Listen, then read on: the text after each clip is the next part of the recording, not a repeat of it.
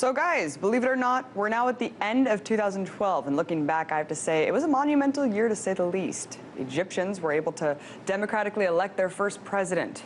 The Afghanistan war continues at no end. The global war on whistleblowers escalated. We saw protests erupt in Europe over proposed austerity measures. And of course, we saw Americans re-elect President Obama for a second term. And while it's important to reflect on the events that have defined this past year in history, it's equally important to take a look forward.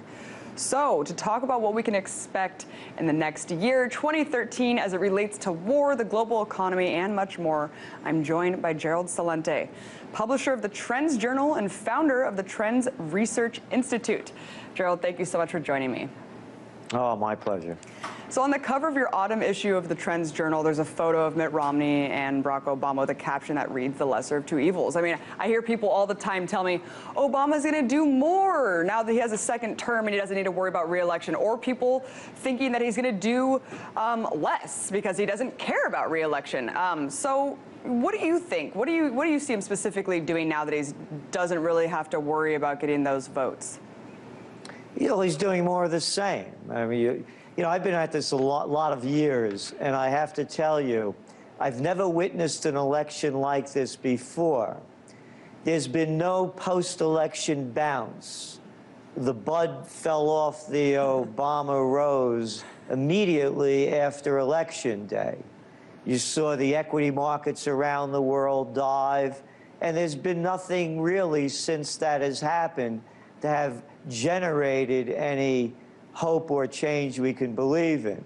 And I want to make this really clear for those of you who don't know. I'm a political atheist. I don't believe in political religions. I don't believe in their political gods. So when I look at events and issues, it's for what they are and not the way I want them to be. So when I'm saying this about Obama, it's very significant because this, again, you know, this dead bounce after the election. Had Romney won, there would have been a little bit of hope because people would have then said, hey, let's give him a chance. You know, you got to give him a chance, even though, of course, he had no policies to speak of either. So this is very interesting that we're going into this new year with really a lame duck or dead duck president that I've never seen happen before. Yeah, great point. Yeah, I mean, worshiping these political idols is just absurd. I mean, it's really damaging, I think, to the political rhetoric. And right now, of course, we're seeing a lot of rhetoric about Syria, Assad, about to use chemical weapons, of course, really reminiscent of the Iraq war buildup. And the Iran war drums have been beating for about a decade now. I mean, what do you think about 2013? Do you think this is the year that will finally intervene in these regions? You mean the Nobel Peace Prize winner starting another war somewhere, like the wonderful humanitarian mission in Libya that left the war, that left a place in a civil war and began to destabilize other parts of North Africa, including Syria, Mali, and other areas? You mean that?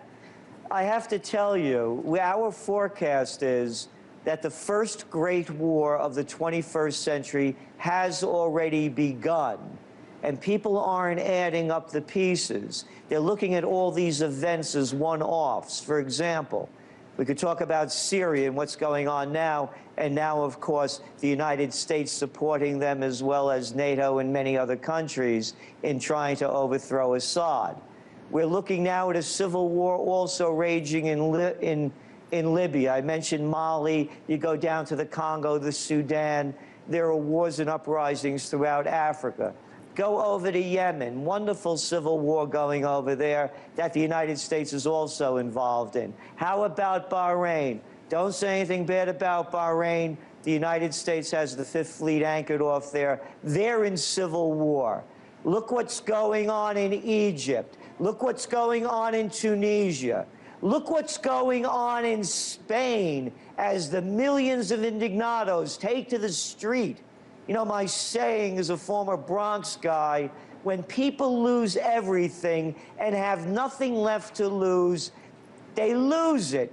They're losing it in Greece. They're losing it in Italy. They're losing it in Portugal. They're losing it in Ireland. The world is at war. All the pieces are coming together, but they're calling them something else. They're not even calling it class warfare in Europe, for example. And it is. Well, yes, it does seem like every country across the world is deteriorating. I mean, with the global market, everything's connected. Globalization is not, you know, in its current trajectory, it's not sustainable. We're kind of on a crash course. And with all of this conflict happening, Gerald, one of your trends is peace. What up with that? Well, what we're saying is that we see where this direction is going. I mean, you don't have to be a trend forecaster to figure it out. We believe we're going to see massive peace movements begin to happen in the 21st, in 2013 as it starts spinning out of control. And that's what's going on now. And by the way, you know, people say, well, you know, you talk about the problems. How about the solution? We've come up with a solution. It's called the World Leader Fight to the Finish Face-Off. If Obama keeps shooting his mouth off and says he wants Assad to go, well, great. Let's put it on pay-per-view, like they used to do in the old days. No, I'm serious. Where the warriors used to fight it out between each other. If you have your psycho trip going on, you want to take out Assad, take him out. If you're going to call him out, take him out or get out. Why involve all the innocent people as all of these so-called experts tell us what should be done? And by the way, we could also help balance the budget because we could put these face-offs on pay-per-view. You got a problem with Ahmadinejad? Who has the problem? Oh, Hollande? Oh, how about Cameron? Could you imagine David Cameron, the Prime Minister of the UK, duking it out with another man? I mean, come on. This guy gets off playing with a tennis machine, hitting the ball back and forth. If these people are going to call themselves commanders in chief, lead the fight. And I say that, by the way, as a man who is a close combat second-degree martial artist. If I call someone out, I'll take them out.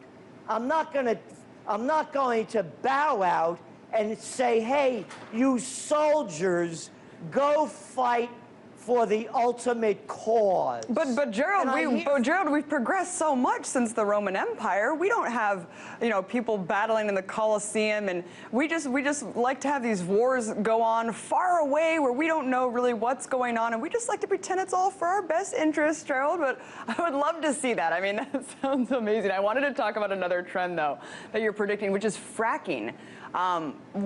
Explain more about that. I mean, do you think that we're going to go more toward these natural gas fracking methods instead of oil? Why do you say that? We have over a 10,000-word white paper that's going to be part of the top trends of 2013 that'll be out in a few weeks on hydrofracking. And yes, it's going to be huge. Again, whether you're for it or against it, again, we only look at the issues for what they are, not the way we want them to be.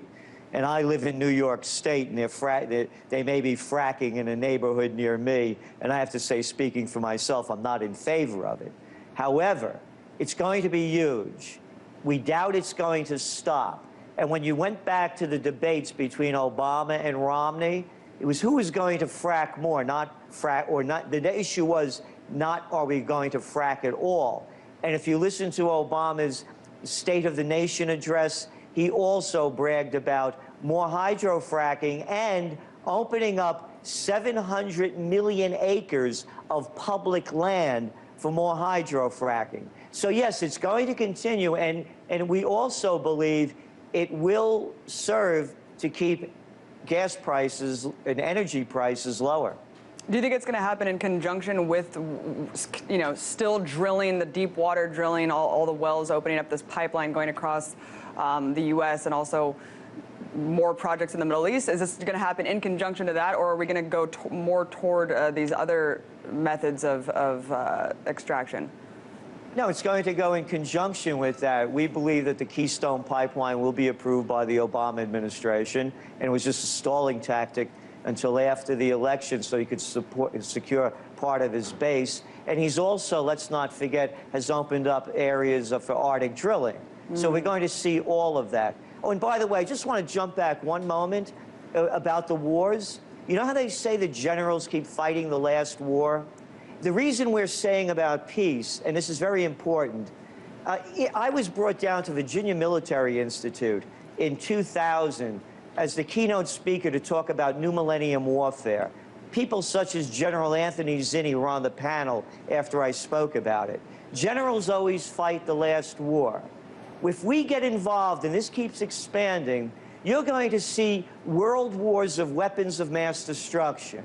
You're not going to need F-35s. You're going to have suitcase-sized nuclear weapons. You're going to have biological warfare. You're going to have dirty bombs. And to put this into perspective, look what Hurricane Sandy did to New York and the area by just flooding some area. Could you imagine dirty bombs going off? This is going to be hell when we talk about this. And what we're saying is the same psychopaths in chief that have got us into all these other wars, that are losing wars and ongoing wars, we're very fearful of the next war. And they're all still working behind the scenes, Gerald, and it really is going to be peace or perpetual war where we might not have a future to predict. Thank you so much for coming on. I want to get you back on and talk about the economy, the fiscal cliff, all that stuff. We'll have to get you back on again soon. Have an awesome next year, New Year's Eve, and we'll talk to you soon. Gerald Celente, publisher of the Trends Journal.